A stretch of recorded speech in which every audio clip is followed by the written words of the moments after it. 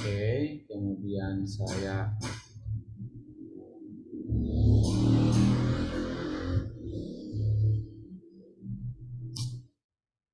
baiklah, mudah-mudahan suaranya bisa terdengar jelas.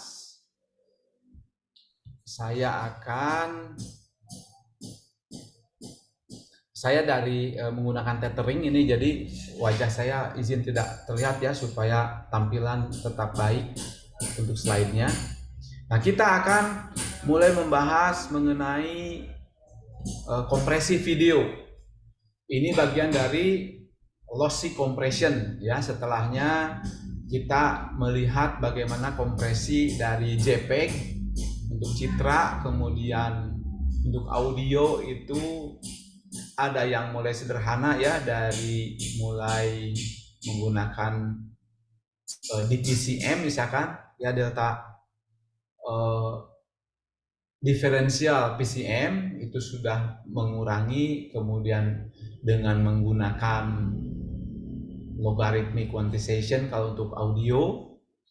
Kemudian yang terakhir yang lossy compression-nya menggunakan LPC untuk voice coding, untuk vocal coding.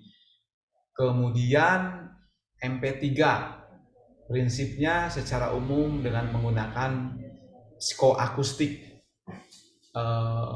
compression. Nah, sekarang kita akan membahas mengenai video. Baik, video adalah teknologi untuk menangkap, merekam, memproses, mentransmisikan, dan menata ulang gambar bergerak. Biasanya menggunakan film seluloid yang zaman dulu ya, yang ini diperlihatkan kurang lebih.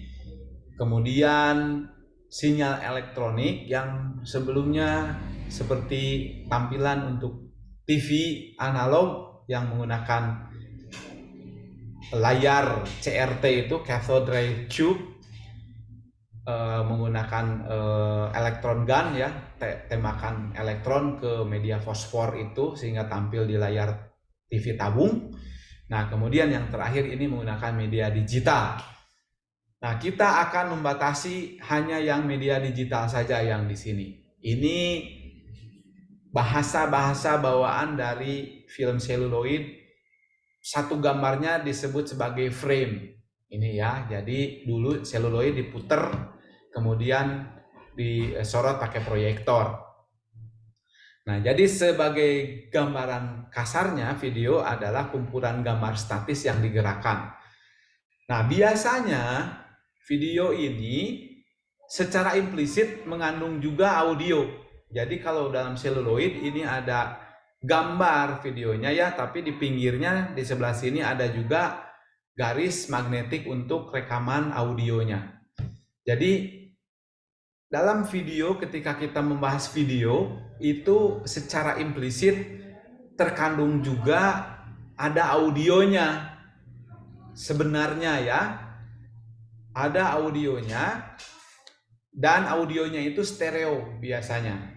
Nah, tapi kalau untuk kita pembahasan secara teknis, saat kita menyebutkan digital video itu kita tidak memasukkan unsur audionya. Jadi kita perlu nanti akan dijelaskan kalau yang kita maksud adalah mengandung unsur audionya juga. Oke, kita fokus kepada video saja, gambar bergerak. Oke, yang pertama, digital video ini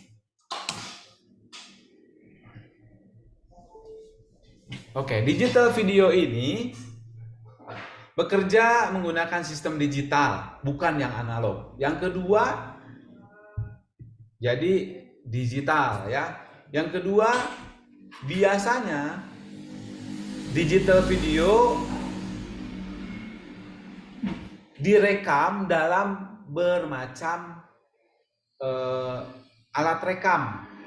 Yang sering adalah tape, magnetic tape, kemudian optical disc, VCD atau DVD. Tapi sekarang ini sudah semakin langka. Jadi kebanyakan direkamnya langsung dalam memori elektronik, ya, elektronik memori, atau lebih banyaknya berupa SSD, ya, solid state disk sekarang ini. Oke. Bahkan kita merekam video misalkan menggunakan smartphone, kita sudah tidak peduli lagi itu direkamnya di mana karena sudah menjadi bagian dari alat penyimpanan perangkat kita. Nah, kalau kita menggunakan videonya, misalkan merekamnya menggunakan kamera SLR, ya, single lens reflex, atau misalkan menggunakan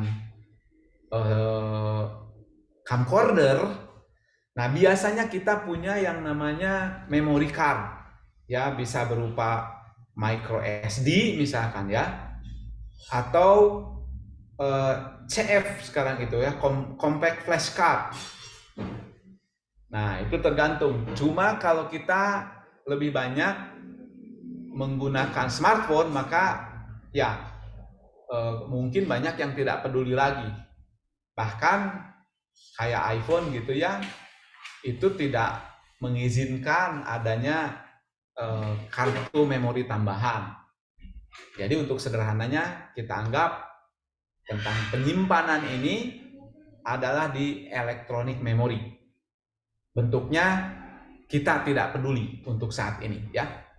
Oke, yang ketiga, salah satu alat yang digunakan untuk pemasangan video digital adalah camcorder, kamera dan recorder. Ya, ini biasanya misalkan mereknya Sony, Panasonic yang paling sering, ya, kita dilihat di studio pembaca berita di TV. Ya, lagi-lagi yang paling banyak kita miliki masing-masing adalah smartphone-nya masing-masing.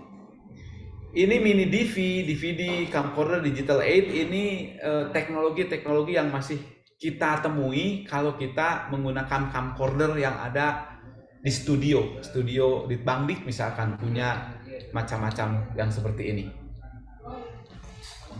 Mohon maaf, ini saya ada gangguan listrik dulu sebentar, ya.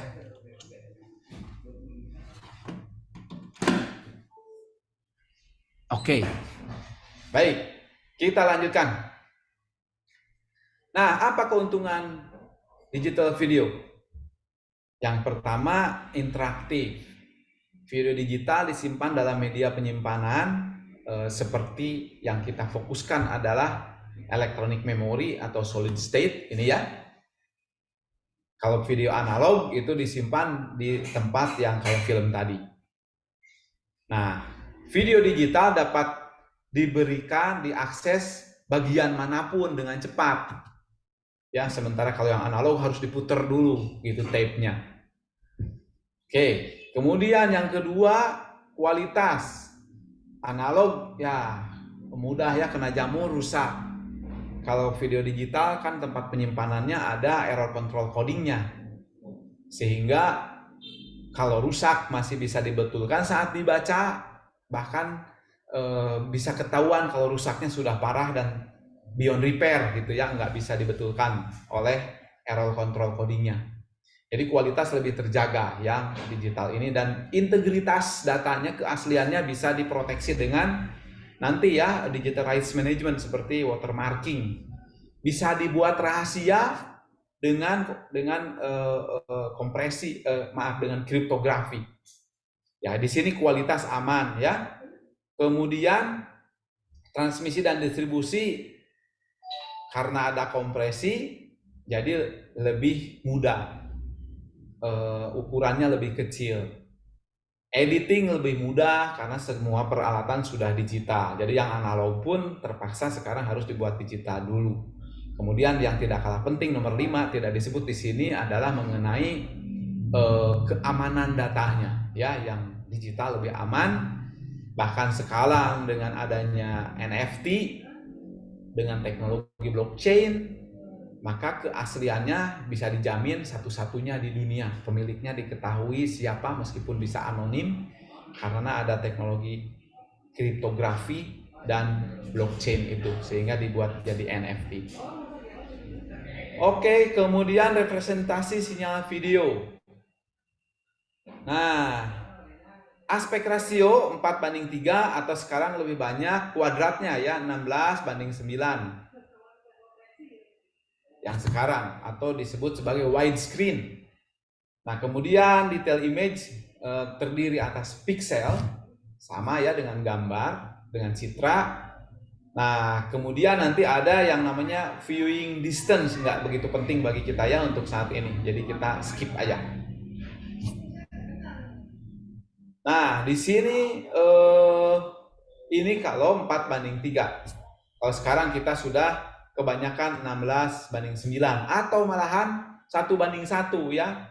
Kalau video-video yang disebarluaskan secara viral di media sosial atau di WhatsApp karena penggunaan smartphone itu lebih banyak yang menggunakannya potret, malahan sekarang video itu dikirim juga dalam bentuk potret ya, bukan 16:9 tapi 9:16. Nah, seperti BBC gitu, kalau mau memviralkan video itu kebanyakan akhirnya supaya nyaman di berbagai media, maka dibuatlah 1:1 ya, alias square video. Oke, ini hal-hal yang tidak terlalu penting, saya skip aja. Yang lebih penting bagi kita adalah oke, ini ada perception of depth. Ini kalau kita urusannya video berpersepsi 3 dimensi, harus menggunakan kacamata khusus ya, supaya ada kedalaman gambar yang didapatkan dari offset antara persepsi mata kiri dan kanan.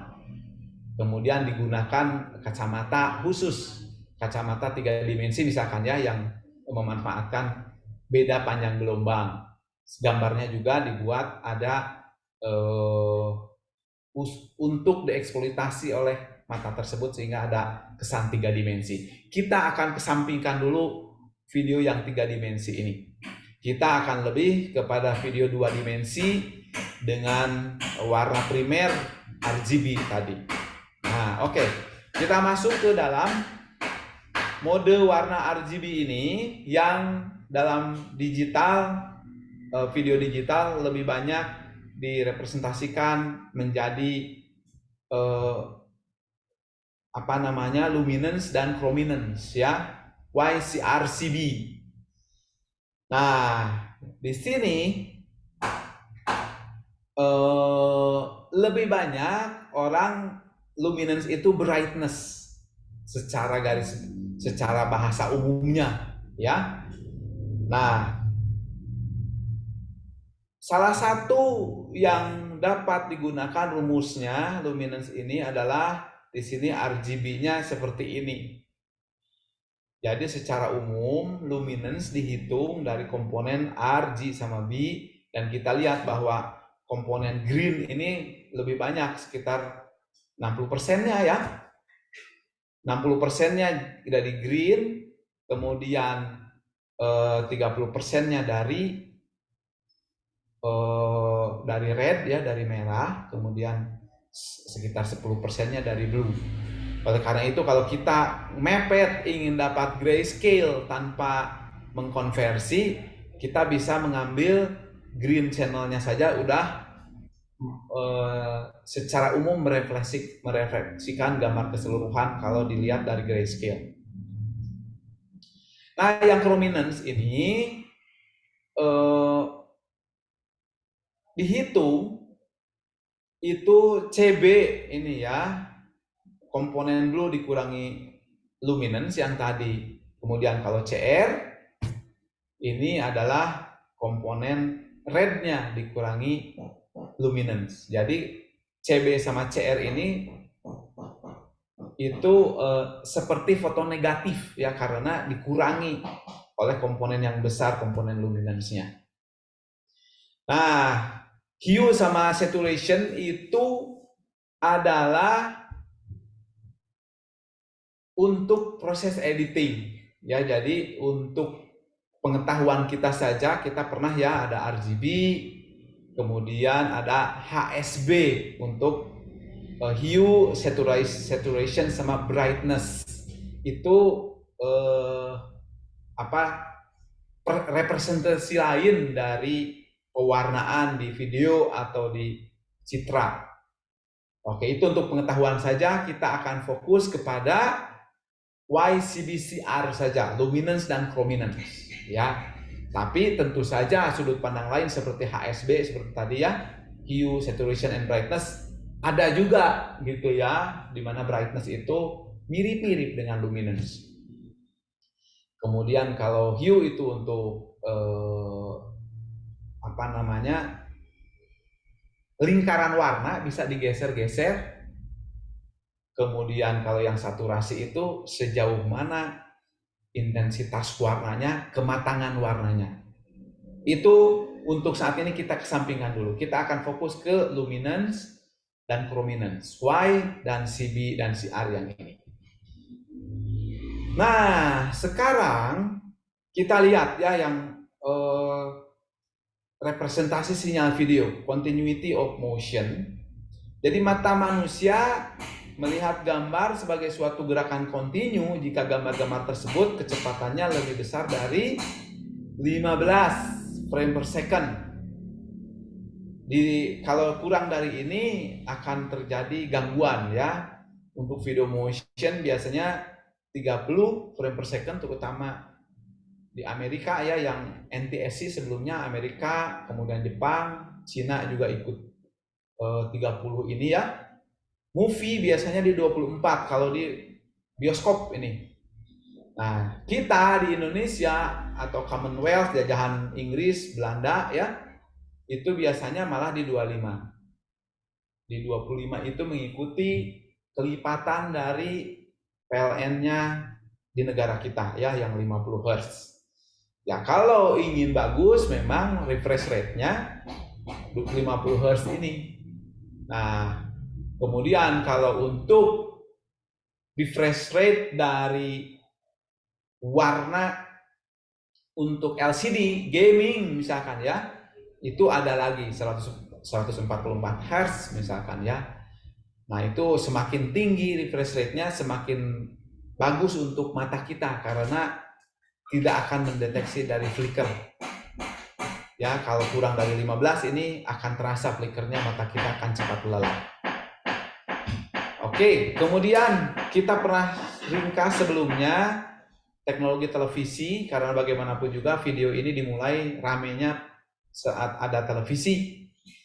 National Television System Committee NTSC ini ya dari Amerika, diikuti Jepang dan Cina yang paling utamanya. 60 Hz refresh rate. Kemudian 30 frame per second kalau untuk gambarnya. Kalau ini refresh dari LCD-nya atau dulu TV-nya. TV-nya dilakukan 60 kali refresh sinyal layar fosfornya itu ya, elektron gunnya itu. Formatnya YIQ, Y luminance, IQ chrominance. Kemudian yang PAL, yang Commonwealth dan jajahan Belanda, jajahan Inggris dan Belanda ini ya, di Eropa pada umumnya ikut, Jerman juga ikut sini ya. 50 Hz sesuai dengan refresh rate dari PLN-nya, kemudian frame rate-nya, gambarnya diubah dalam frekuensi 25 kali per detiknya. Nah, jadi satu gambar 2 kali di refresh ya, karena dia 50 Hz. Nah, kalau high speed kamera kita sekarang ini pada umumnya bisa yang nyaman itu kalau bikin video minimal gunakan refresh rate-nya di 50 ya, supaya nanti kalau ada editing ataupun ingin slow motion itu bisa. Kalau lebih bagus lagi bisa di 200 Hz, di 200 fps gitu ya, sehingga untuk editing ketika kita perlu mempercepat atau memperlambat itu jadi lebih mudah. Ada teknologi televisi yang lain, Sekam, ini digunakan di Perancis karena ingin berbeda dengan Inggris, Belanda, dan Jerman. Mereka Perancis, Rusia, dan Eropa Timur digunakan ini. Tapi tetap 25 ya, cuma ada perbedaan teknologi modulasinya saja. Nah, kemudian HDTV ini mulai digital ini ke arah digital itu mulai aspek rasionya mulai 16:9. Sementara yang PAL, Sekam sama NTSI awalnya tuh 4:3. Oke, teknologi televisi ini sudah lewat ya. Kita akan skip saja. Sekarang lebih mengarah kepada yang digitalnya saja. Ini masih sisa-sisa yang kita gunakan.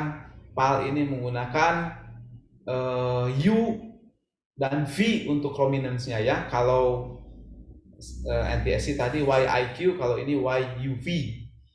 Dan UV ini akhirnya dipakai diadopsi langsung digitalnya jadi CB dan CR atau CR dan CB ya. Oke, ini perhitungannya sama dengan yang tadi nih untuk PAL yang dipakai di negara kita. Nah, kalau yang di negara NTSC Amerika, karena bagaimanapun juga produsen dari alat-alat elektronik video ini banyak dari Jepang ya, jadinya ya teknologinya dari Amerika, produsennya dari Jepang, akhirnya banyak dominannya teknologinya NTSC secara defaultnya, termasuk sekarang Cina juga sama mengikuti Jepang ini dan Amerika. Jadi kita ini jadi penduduk kelas 2 kalau untuk urusan video nih ya, karena kita hanya banyak pemakai saja atau editor serta produser dari konten. Teknologinya sudah terlalu didominasi oleh Amerika, Jepang, dan Cina. Ya, NTSC rumusnya kayak gini. Jadi lebih rumit nih menghitung I dan Q-nya. Ya, oke. Nah, sekarang kita masuk ke benar-benar ke digitalnya. Barusan adalah untuk TV karena bagaimanapun juga awalnya dari TV analog. Dalam aplikasi multimedia, sinyal video harus diubah ke dalam bentuk digital agar dapat disimpan di memori komputer dan dilakukan penyuntingan, pengeditan. Nah, kita ada yang namanya sampling rate. Mencari nilai resolusi horizontal, vertikal, frame rate untuk disampel. Kemudian warnanya harus dibuat digital. Dan ini tentu saja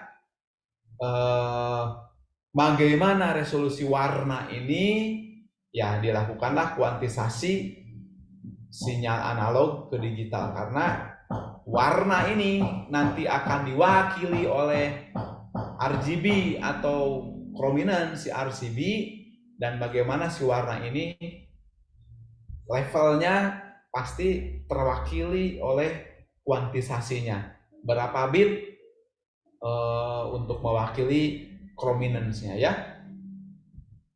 Nah, sebelum ini kita komputer itu punya yang namanya istilah-istilah ini CGA, VGA, tapi sekarang orang udah nggak peduli lagi ya, karena angkanya sudah langsung dinyatakan dengan pixel sekarang itu. Jadi tidak ada lagi VGA yang seperti itu. Itu sisa-sisa peradaban saja ya.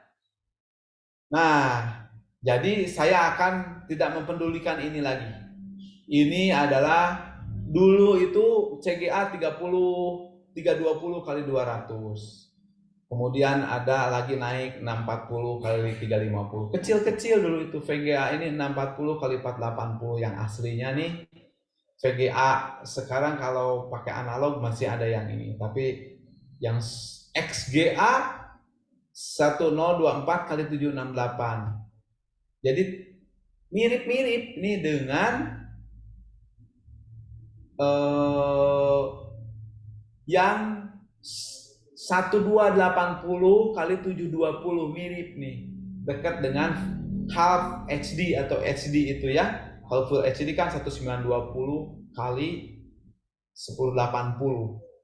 Nah, jadi sekarang udah membingungkan yang ini, akhirnya udahlah kita lupakan saja karena akan lebih fokus kepada kita minimalnya adalah 1920 kali 1080 full HD itu.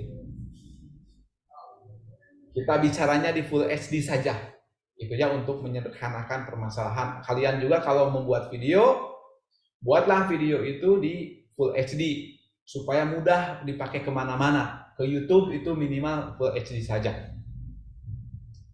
Apakah 4K perlu? Ya, kalau kalian punya peralatannya 4K, terutama kalau landscape ya, pemandangan gitu, banyak elemen-elemen yang perlu dilihat jelas. Kalau cuma muka kalian, Full HD itu udah lebih dari cukup ya. Nah, video apa formatnya yang paling banyak?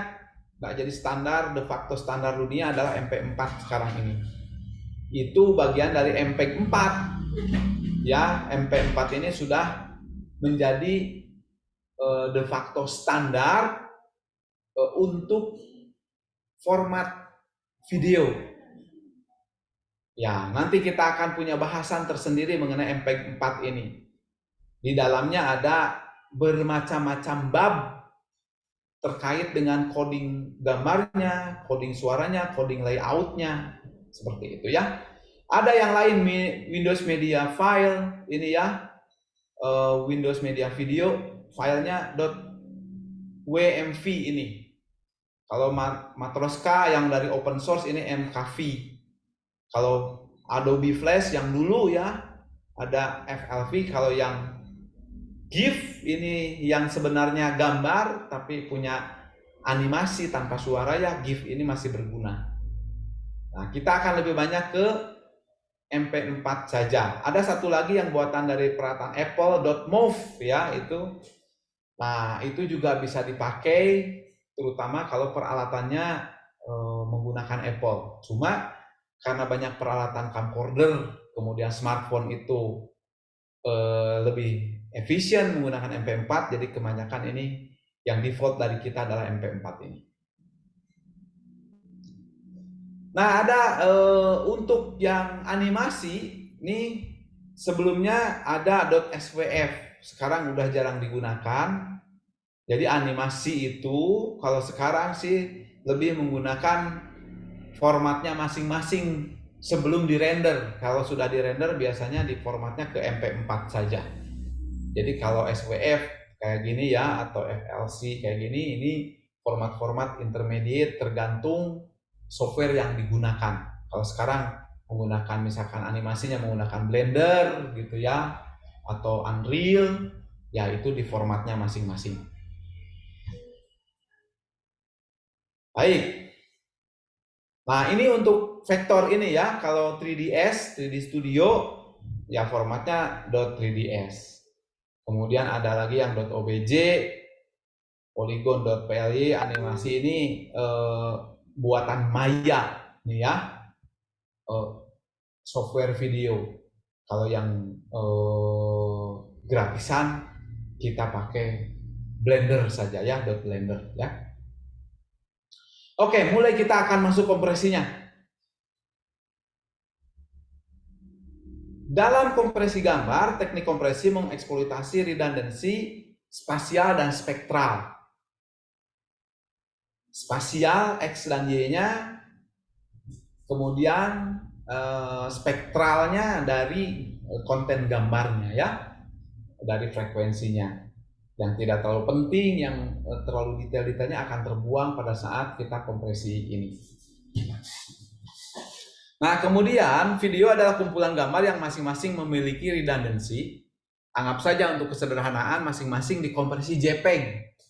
Seperti itu ya, tapi pemikiran bahwa setiap gambar misalkan yang 25 frame per second, 25 gambar dalam 1 detik itu masing-masing pakai JPEG, itu pemikiran yang terlalu sederhana. Dulu pernah ada MJPEG, movie dari JPEG, itu ternyata ya tidak efisien ya, karena ada hal yang lain yaitu redundancy temporal ini namanya ya. Jadi kalau di masing-masing gambar dikompres secara terpisah itu sangat tidak efisien. Nah, mulailah kita ke redundancy temporal ini. Siap ya, ini redundancy temporal, tapi sebelum membahas ini kita akan lakukan presensi dulu. Kalau yang supaya ini dulu ya, supaya ini akan kita sudah setengah jam lebih, Sehingga biar kita ganti suasana dulu, setelah itu kita lanjut, akan ada sedikit matematika ini. Meskipun baru simbol-simbol saja. Karena itu silakan dilakukan presensi dulu.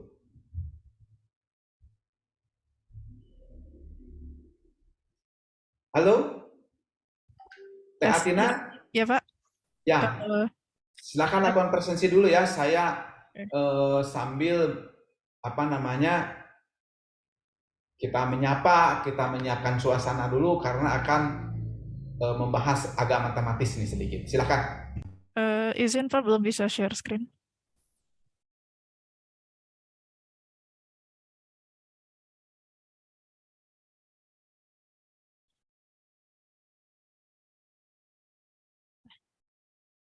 Ya oke. Silakan ya. Presensinya sudah dibuka. Silakan untuk teman-teman untuk view course modul 12 ya. Iya salah. Red modul. Modul yang pengantar video.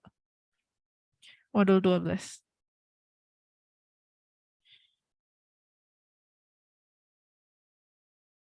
Ya silakan ya, kelas 01 sama kelas 02 ini masih banyak yang belum presensi. Akan di-share screen aja biar kelihatan, biar kita sapa satu-satu yang belum. Eh, Oke, udah bisa ya share sekarang.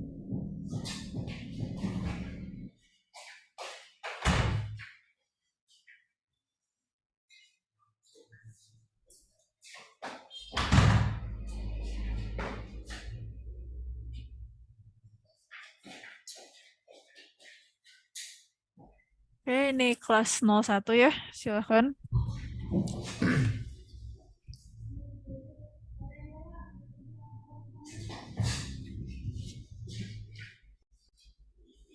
Ini ada satu orang, 081 Muhammad Faris, terus 067 Tania, Muhammad Ramadhani, Farhandika Zahrir, Muhammad Zaki, Daniel, Muhammad Rey, Rahmat, Natasha, Inyoman Aditya, tuh bagus. Oke, yang nama-namanya disebut silakan.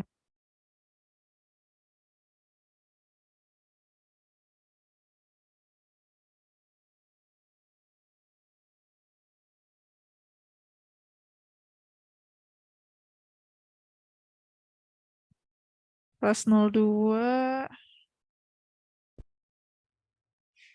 Oke.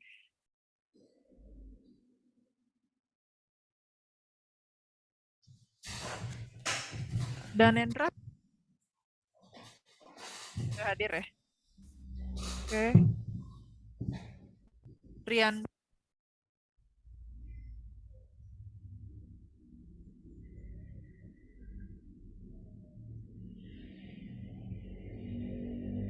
ini udah bisa disinkron kayaknya Pak. Kalau kelas 02. Ya, sinkronkan saja biar tuntas dulu.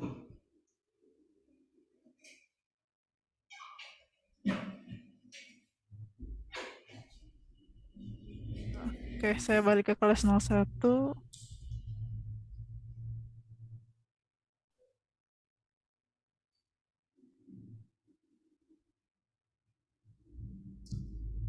Farhandika hadir nggak ya? 01. Fahrandika ada? Oh, Ada enggak. ya? Belum presensi ya? Ya, baik.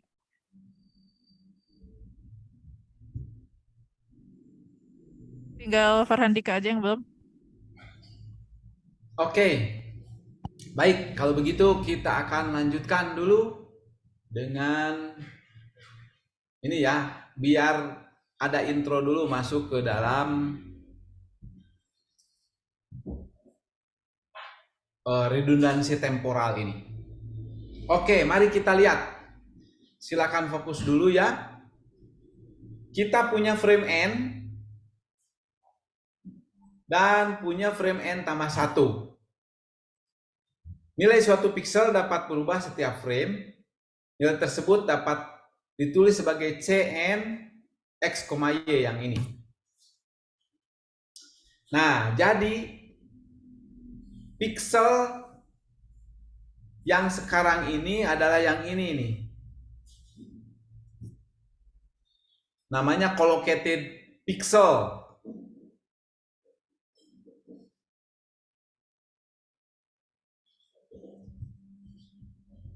Saya hapus dulu ya.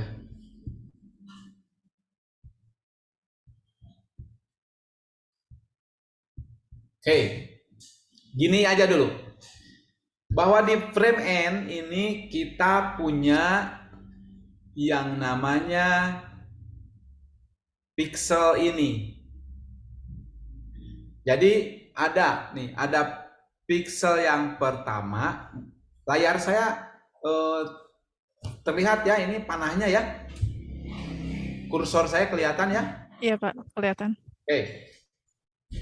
Nah, jadi di sini ada pixel saya. Kemudian di frame N tambah 1, si warna pixel ini berpindah ke sini. Nah, jadi pixel yang sekarang ini warna, anggap sajalah ini mata gitu. Mata sekarang di sini ketika mata bergerak, si matanya itu udah pindah. Nah, jadi sekarang yang di posisi yang sebelumnya itu Cn tambah 1 X, Y, warnanya udah yang lain karena gambarnya sudah berpindah. Oke, sebelum ke matematika, mendingan kita lihat yang ini dulu.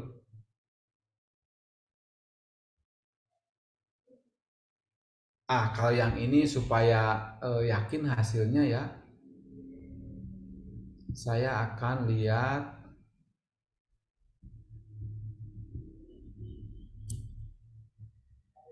yang ini saja. Langsung di gambar ini saja untuk mengajak kalian membaca buku aja ya. Ntar saya akan langsung ke video ke bukunya. Nanti mudah-mudahan ada satu sesi tersisa ya, kita akan membahas buku bareng-bareng sehingga memancing kalian terutama yang belum membuka bukunya, belum membacanya untuk membaca buku. Saya akan cek dulu ini harusnya video ini sebelum sini ya. Video compression. Saya akan cek dulu deh supaya mudah.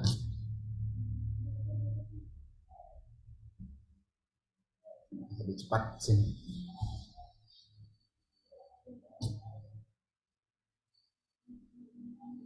Nah, mari kita lihat dulu di sini. Sudah terlihat ya?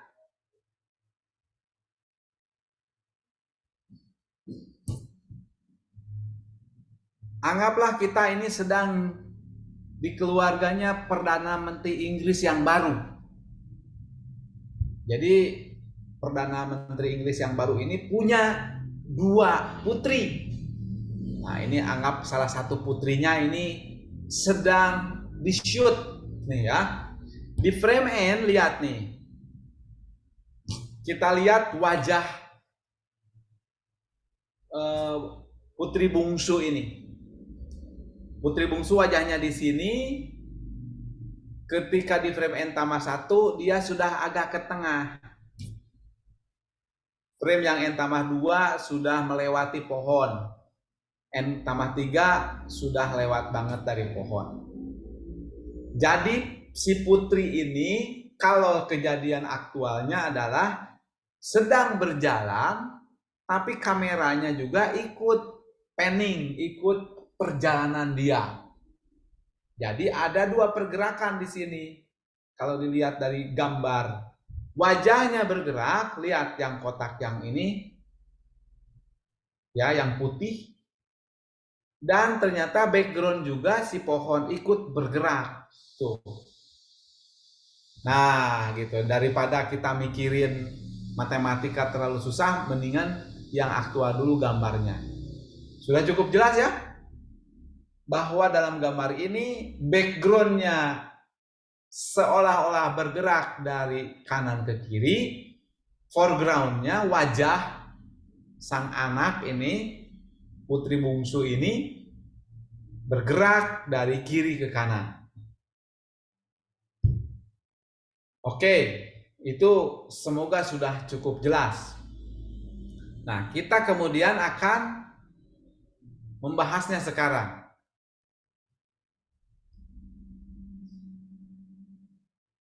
Nah, jadi kalau kita lihat di frame N ini gambarnya, di frame N tambah 1 ini ada sedikit perbedaan, lihat ya. Ketika kita buat, ini kita membahas luminance saja ya. N tambah 1 dikurangi frame N, dua gambar itu dikurangkan, maka ada perbedaan sedikit. Kalau si gambarnya itu persis sama, maka frame N tambah 1 dikurangi frame N ini hasilnya putih aja. Tidak ada perubahan sama sekali. Nah, inilah yang dinamakan redundansi temporal. Kalau gambarnya statik, itu deltanya atau perubahannya itu 0. Jadi kompresinya sangat tinggi. Bisa nggak ngirim apapun ya, ngirim 0 bit karena memang gambarnya statik. Nah, tapi kalau berubah, lihat nih. N dan N tambah 1 dia berubah karena si anak bergerak dan kameranya panning atau objeknya seolah-olah bergerak, perubahannya besar, lihat nih. Ketika frame N dikurangi frame N tambah 1 dikurangi frame N itu lebih hitam. Tuh. Jadi konten gambar dari delta ini, sinyal delta perubahan ini lebih banyak nih kontennya. Entropinya lebih tinggi dibandingkan yang ini. Yang atas ini, apalagi kalau tidak bergerak sama sekali, maka putih saja. Perbedaannya 0. Nah, inilah yang dinamakan sebagai redundancy temporal, redundancy dari segi waktu. Dan ini yang akan dieksploitasi dari segi video ini. Nah, saya khawatir kita membahas ini ya tidak terlalu bermanfaat untuk sekarang. Nanti pada saat 2 jam kita akan bahas matematikanya. Yang penting sekarang ada prinsipnya dulu. Nah, yang paling utama adalah bahwa sekarang kita akan melakukan prediksi di frame N. Ketika berubah ke N tambah 1, maka yang kita lakukan untuk mengkompres dengan video adalah memprediksi. Bagaimana kita memprediksi, nih dibuat kotak-kotak ini, kemudian frame N tambah 1-nya kita prediksi dari frame N.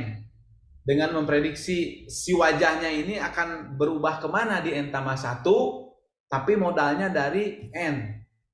Sehingga kita punya yang namanya predicted frame. Diprediksikan, nah hasil prediksi dibandingkan dengan yang asli direkam, hasil rekaman. Dan kalau kita lihat nih, yang asli hasil rekaman dikurangi reconstructed atau predicted N+1 ini, ternyata kalau kita lakukan pengurangan hasilnya mirip. Oleh karena itu dibuatlah sekarang N tambah 1-nya itu hasil prediksi dari N. Jadi kita akan memaksimalkan bagaimana kita membuat prediksi yang akurat. Jadi yang kita kirimkan nanti adalah rumus prediksinya. Sebagaimana kita di LPC, di suara, rumusnya yang kita kirimkan ke penerima itu bukan lagi gambarnya, melainkan rumus prediksinya, parameternya. Ini juga sama video juga yang kita kirimkan adalah rumusnya dan deltanya. Sama dengan LPC, rumusnya dan deltanya. Itu yang ingin saya sampaikan untuk yang 1 jam ini ya. Yang 1 jam ini, jadi kita akan mengeksploitasi redundansi temporal.